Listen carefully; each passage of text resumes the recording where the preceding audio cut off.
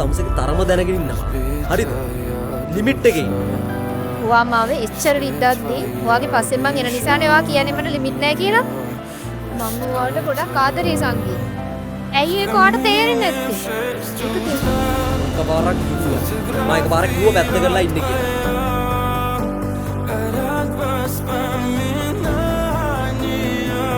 අපි ඇත්තටම ආදරය කරන මිනිස්සු එක්ක අපිට තරහ වෙන්න බෑ ඡාය.